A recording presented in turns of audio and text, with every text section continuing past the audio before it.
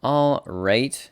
Welcome to the Coder Kids podcast. We are on episode 22. This one's going to be a little bit of a quick episode. We're going to do kind of a quick intro, and then Jeff's got the world to conquer, so we don't want to hold him up. But do you have any updates from like the 2 days ago where we did the other updates, Mr. Jeff? Oh man, no, not really. I did complete my activity ring on the Apple Watch. I told All you I right. got an Apple Watch last episode, so Yes. I'm working hard to fulfill my rings.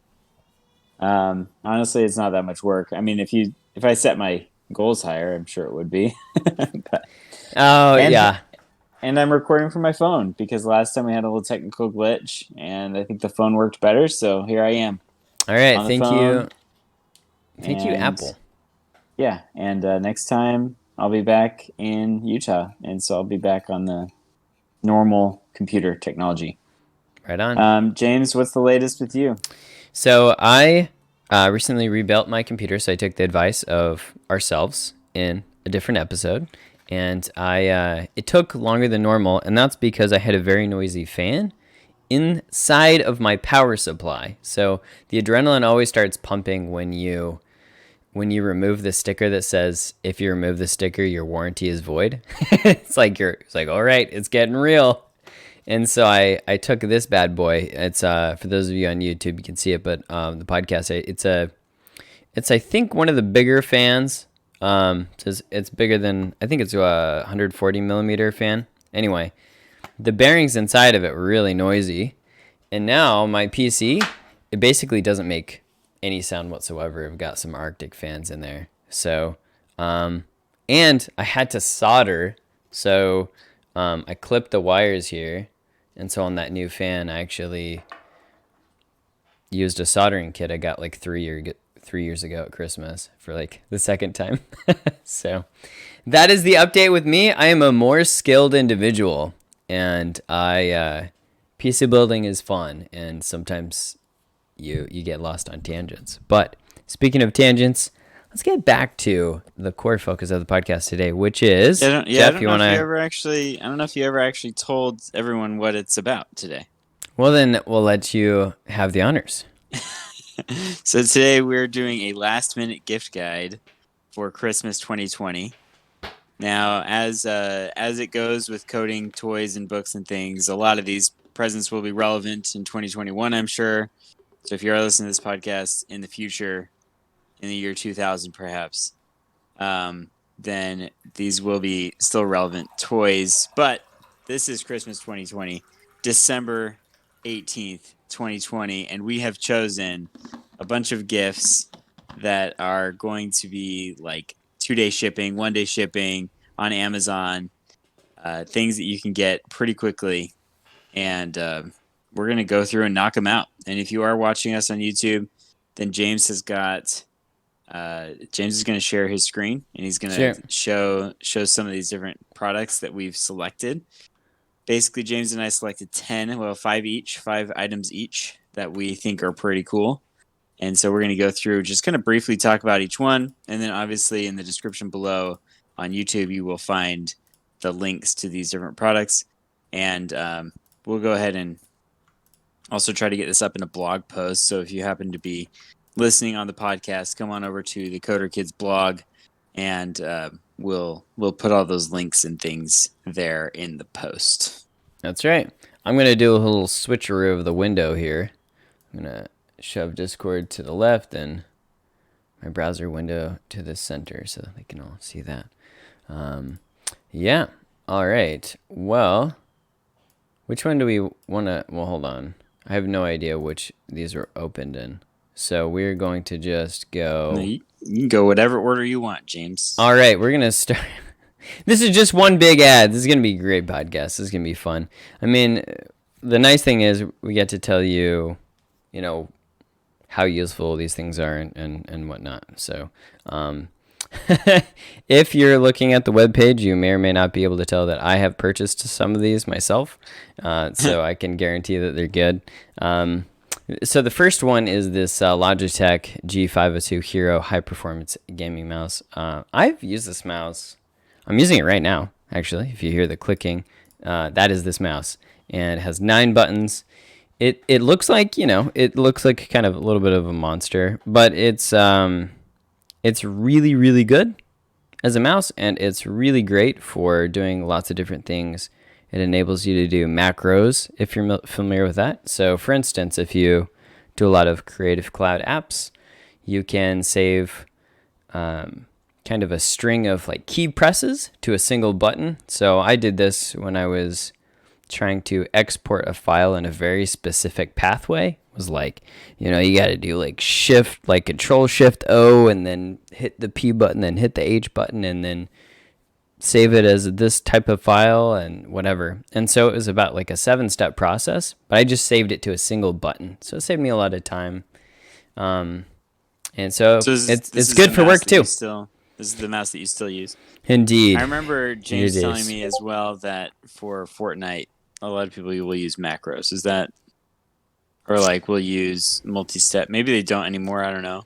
Yeah, I mean, it's against competitive Fortnite rules. Yeah, no, it's against competitive Fortnite rules, but people can do it in regular games to help you build faster. But I mean, what I do in Fortnite is I assign this top button to like one weapon, typically shotgun, and then the other one to an AR or an SMG, and then I have one to build ramps and another to build walls. Anyway, you can assign them to whatever you want, and it's a bunch of fun. And cool. Yeah, it's a good mouse. It's a little bit larger, so don't buy it if you're buying for like a super small kid with tiny hands.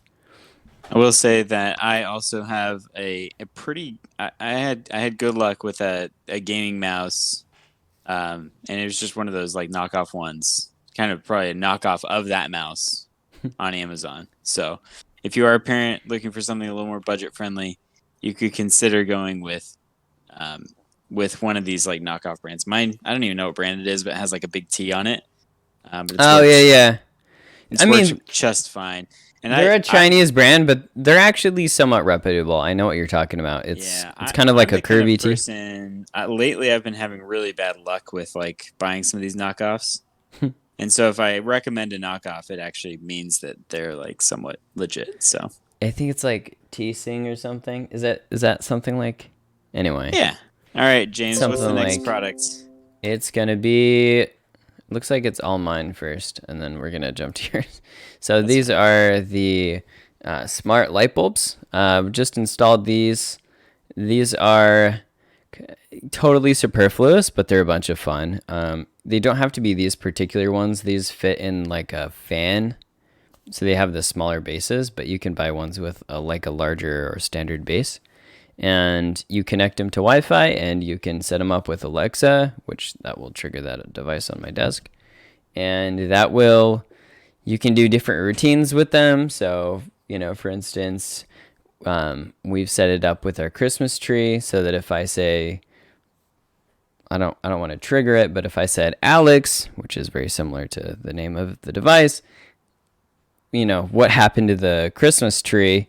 It'll light up the Christmas tree, and then these lights will go red and green, and it shuts all the other lights off in the house. Anyway, so it's fun. So you don't want to just say something like, turn on Christmas tree? We can do that, and the Christmas tree will light up, but we have like literally a whole routine where it shuts off all the lights in the house. Oh, wow. These 4 lights in the center of our living room go red and green, and then the Christmas tree lights up, and then it starts playing a specific Christmas song. Well, so let's give. So it's like a whole effect, yeah. A little bit of context for this. I think we were thinking last minute gift ideas for like the technologically driven kid, and so this is more of like a fun project, yeah. Yeah. So I guess in my mind, it's like if a kid really loves technology, then maybe they're a gamer, maybe they're a coder. These kinds of like lights and effects are like actually pretty cool in that circle. So yeah, you can kind of get like these kind of cool lighting in your room while you're doing your gaming and things like that. So maybe some under desk lights or over desk lights that would really add to the feel. James, give me one of mine, man. We can't go Yeah, five we in a go row. We Sphero. can't go five We're in a going row for you. All Sphero. right, we're going All right. Sphero. All right. I selected the Sphero Mini because it is a version of the Sphero, Wow, it's cheap but right now. it's small and it's super cheap. It's like $43, Yeah. which we've looked at buying these in the past and they're way more expensive. So the Sphero, I mean, essentially is a combination of a remote control car, which is remote control cars break all the time, but Sphero is extremely durable.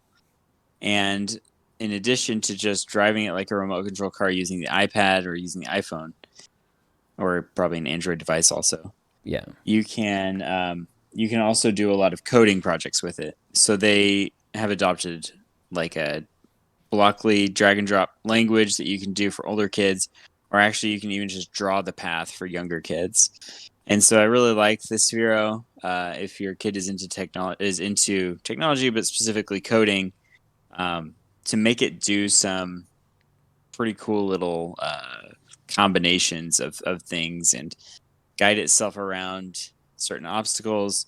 I mean, I don't know if kids would get burned out by this, but I feel like if you have a house with a lot of turns and corners and things, then you could just give your kid the challenge of like, all right, I want to go all the way from the living room into your bedroom and like see if you can code it to do that without making any mistakes. So Or tripping on it. Yeah, no, but it's a lot of colors. It's a lot of fun, and it's more fun if you can come up with challenges. I mean, I think that's true of basically anything. oh, and a So lot of these coding things, I don't know if I put any on my list, but a lot of these coding things will end up costing $300, And so for $43, you're really getting a pretty state of the art piece of equipment that is a lot of fun and will allow your kid to do some coding. So, yeah, definitely. All right, let's go to Bitsbox. oh yeah, Bitsbox.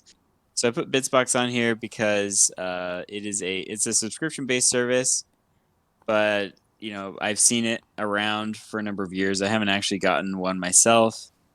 The box. I've seen some other kids who have brought them in, and the activities actually look pretty good. It's basically like a coding activity each week, and so or a technology activity. But I think they can include a coding activity every week. And basically, they'll receive the box, and then they can look at the card and follow the step-by-step directions to do like a coding challenge each week. And do they go to a And website to complete this challenge, or how does that work? there might be like a website compiler, maybe that Bitsbox has. Yeah, because Um, that's what it's showing here. oh, okay. Yeah, Yeah. it So shows that there's like an iPad kind of incorporation, and definitely the card is like necessary yeah, to be yeah. able So to you'll do take it. the So card, and yeah, there's some kind of challenge on the card. But for kids who are into that, I think it's good to because most kids I know don't really want to do a coding challenge like every single day. But if you were to get one on a monthly basis, then it's like something they can look forward to, and hopefully will get progressively harder over time as well. cool. All right, let's do. I'm gonna do another one here. So this one's font. You know what? I don't know if this is a good idea. This one's ships on January 4th. So I'll just make a plug for V-Bucks instead. But this is Veto. Sorry. yeah, so these are like all the action figures. I mean, not all the action figures from season one, but pretty much. And so, or sorry, chapter one of Fortnite. So these are pretty fun. Kids would definitely like these. Sometimes they almost want the Fortnite skins more. So you can go ahead and buy V-Bucks. I'd recommend buying V-Bucks directly from epicgames.com or fortnite.com. There are a lot of like scammy websites trying to do stuff. So just go to the source. And sometimes that's just a little bit of fun, and they'll probably, if they play Fortnite on a regular basis, who you're trying to gift to, they'll probably give you a crazy reaction. It has nothing to do with coding. It's just for fun. So Yeah, for let's sure. do coding for kids, 2 books in one. Yeah, the thing I liked about this, again, this is a product that I haven't actually ordered, although we have we have read a bunch of different scratch books, and this one just happened to have good reviews. And I was looking for something that was like a little bit on the new end, because I could recommend to you 10 different books that I read like 2 or 3 years ago. But people are constantly coming out with new books on coding, and so I was kind of looking through what are some of the new offerings that people have come out with that has good reviews, and I found this one. It looks to be well designed, well written, and again, the reviews are good. And the thing I liked about it is that the first book is like Scratch based, and the second book is Python based. So it's like if your child is maybe in 5th grade, 6th grade, and they're like, they haven't started coding yet, then get them started in Scratch. They can work through that book, and then the next one is Python, and so they can kind of get a 2-for-1 in that book combo, and hopefully work through Scratch and then work through Python, and then hopefully they'll be able to kind of come to an understanding of like which one did they enjoy more, and be able to continue to pursue that coding language. The other thing that's nice about Amazon is you can see like a sample of the book on Kindle. Mm-hmm. So you can send yourself like a free sample, and you can look and see, hey, is this something I want to get? And you can kind of like look inside the book, kind of like you would at a bookstore. Except at a bookstore, you can look at every single page. Yeah. So, and then obviously if it's on Kindle, it's delivered immediately, but sometimes it's nice to have something physical, and it looks like this one does ship before Christmas, like the 22nd. So yeah, let's do the Arduino Starter Kit. I think this one's really fun. Yeah. So we've done a bunch of Arduino classes. I believe that my 5th product is actually also an Arduino book. Arduino Starter Kit. So we've used this in a bunch of different classes. It basically comes with an Arduino board, and then it also comes with a bunch of different component parts. And you will follow the instructions in the book that also come in the set, and you'll be able to do little projects. I don't remember all the projects, but I do remember one of them. You use like a tiny monitor, and it's like you create a game where the person actually jumps over obstacles, and it kind of gets faster and faster, like that dinosaur game when Google Chrome shuts down. Yeah, the no internet game. Yeah, the no internet game. It also has, again, sensors. It's got like temperature sensors, motion sensors, things like that. So all the different projects kind of go along with those sensors, and you build it out. And so it really is, I would say, the best starter kit that I can find for Arduino. The cool thing is once you finish those 10 projects, you're kind of set up to do more difficult stuff with some of the stuff that you can find online with Arduino. Yeah, and it really just scratches the surface. It just unlocks it for you. Yeah. Yeah, and it also teaches the C programming language, which is cool. Yeah. Not to be confused with C++, but C, which is like a hardware language. So. Yep. Right on. Right on. Okay. So let's go straight into the Arduino Cookbook. I think that's a smooth transition. Yeah. So I was looking around for some different Arduino books because, like I said, that starter book comes with 10 projects, and it comes with all the component parts. But if your child really enjoys the starter kit and they want to dive into something a little bit more challenging, then the Arduino Cookbook is going to be pretty cool to give them some new projects that are more advanced. Yeah, so. And if you want to be haunted by this image of this mechanical rabbit forever, that's another good reason to get it. It's a little bit weird. Good times. Well, let me talk about something a little bit more colorful here. So we've got the gaming keyboard. All right, so this is just fun, people. Well, it's actually the gamer in your life. For the young gamer, you can get much more expensive keyboards. You can spend, believe it or not, like $2,500 on a single keyboard. What? I know that sounds crazy, but if you get into it, this is one of those things that if you build it yourself is way more expensive than if you get it pre-built. So like it's basically the opposite of typical PC building. there's like, you can get like switch lubricant to make it like super smooth. You can get like rubber band like dampeners. You can get red switches, blue switches, brown switches, black switches, white switches, orange switches, and green switches. I might have missed a color. And each color represents a different, not like actual color, but it represents a different feel. So like red switches, I'm probably going to get this wrong. Or James, like just, James, anyway. we could probably do another episode about mechanical keyboards. Make the argument to the parents why they should get their gamer child a mechanical keyboard. This is an inexpensive entry into that world, and it's more satisfying, and colors are pretty. Yeah, I guess that's... I mean, is that the it's reason a decent why people brand. buy mechanical keyboards? Because colors are pretty? I'm just kidding. I know the reason. Yeah, no, the like underneath, like like a lower tier, what like most people use is silicone matte, and it's like more squishy. This is more like, yeah, I hit that key. Yeah, so I mean, it gives really a tactile response to your gaming a bit more, because you're gonna really feel the clicks. Yeah, with this particular keyboard, you're not gonna feel as much click as with like the blues, but this is a red switch keyboard. Anyway, it's great. It's $38. I spent $200 on mine. Would it be safe to say like it adds a little bit of pressure, perhaps, to the key press?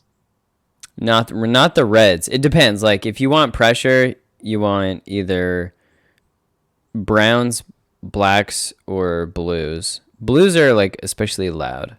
Reds are going to be quieter. Gotcha. Well, but it's nice. It's like, it's something you have to feel to like really understand. It's really hard to describe it over audio. Except if you want to hear something, like this is what brown switches sound like. Right? Like, anyway. So if you can hear my keyboard, that's what it is. When you're on a video call with someone and they're typing and you're hearing the clitter clatter, they're on a mechanical keyboard. And James is thinking about which switches they sound like, because... All right, let's move on. You got one more? Oh no, they're duplicates. Oh yes, the Lego Minecraft. Okay, so this is kind of funny, right? This object is kind of hilarious because how we describe Minecraft all the time is Legos, but you don't have to step on them. This has the added feature of actually being able to step on them, so that is cool. No, but in all seriousness, this is a pretty cool feature set. This costs more than Minecraft itself, so if you don't have Minecraft, purchase that instead. But this is just really neat. You know, we just definitely geek out on sometimes doing things that are non-screen time related, and it's fun. Yeah, Legos are awesome. Love Legos. Legos are great for creativity, great for building. If you're building a specific set like Minecraft, I don't know how creative it is necessarily, but it is awesome because it has a little book and you follow it step by step and you like build out the set. So I'm all about it. I like Minecraft for my own child and would recommend it for yours. So. Brought to you by Squarespace. No, so we have there's like skeletons and like a skeleton horse, and yeah, I think this is a skeleton pack. Skeleton Attack is what it is. There are other ones out there. We might link to them. There's a lot of Lego Minecraft sets actually. But and they're in high demand. So just, make sure that they'll arrive in time. This one will be delivered tomorrow if you buy it like as soon as this podcast uploads. Yeah. So. I will put a shout out to like Costco. They have a lot of Minecraft sets as well. Or not Minecraft sets, but like Lego sets in general. James, let's talk about maybe the thing that we left out at the beginning of the episode, which is the best gift of all. Yikes. And anyway, to not wax religious, perhaps the religious gift would be the gift of Christ would be maybe the best Christmas gift of all, but let's talk about the second best, which is a time with family, and then the third most. Okay, third best. Class or camp with Coder Kids. We've got our winter camps and our spring camps live on the website, and that's right. We are excited to have a lot of kids this winter over the break. It's January 28th through December 1st. Yep. So we've got our Python. We've got the Roblox Studio. We've got the Minecraft Winter Warrior, which is cool. It's going to be a little bit different flavor this time, even if you've done that one before. And we also have ourselves a Wild West Wonderland. So it's going to be the Wild West curriculum, but it's going to have that Christmas twist. So instead of herding typical barn animals, you're going to be herding reindeer and fun stuff like that, making stories. Yeah, so it's a way to have fun and be creative and get a little bit of education in. The Minecraft one's a little bit more just fun focused and leadership and communication focused, whereas the other ones are coding focused. So, and those occupy half of a day. So that's 3 hours a day, Monday through Friday, the week after Christmas Day. So that's kind of the information about that. They're not that expensive. It's 15 hours, but it's not like we're taking up the whole break. But if your kids are getting stir crazy and running around the house and they want to do stuff, this is something that's productive, and it should be a lot of fun. Amen. So yeah, that's definitely something to be on the lookout for. Apart from the 10 gifts that we already mentioned. So best of luck to all of our shoppers. Best of luck to all of our parents. Make it through Christmas. Yeah. And then on with the new year. Yeah. And we've Lots got of new podcasts. James, what's the preview for the new year with Coder Kids? We got anything special coming up? We have, same old, same old. It's great stuff, and it's going to be great stuff next year, too. I think I'm excited for us to get back to in-person. I'm just really excited about that. Yeah. And vaccine, baby. Vaccine. That's right. That's right. So, it looks we'll do like in person. James and I are still working on finishing up some on-demand classes. We got in person coming up. We're going to have a new Scratch camp in 2021. That's right. Still working out a name for it. There's so many good ideas. So many. Yeah. I think it might be like Classics Arcade or something. I don't know. That could be fun. That was shout out to Kyra. She's one of our instructors. I think that was her idea. So, but all right, we'll see you next time. Give us the pickleball update next time, Jeff. Let us know how it goes. Have fun conquering the world. It's going to be a good one, y'all. Merry Christmas. We're signing off. Hasta la vista.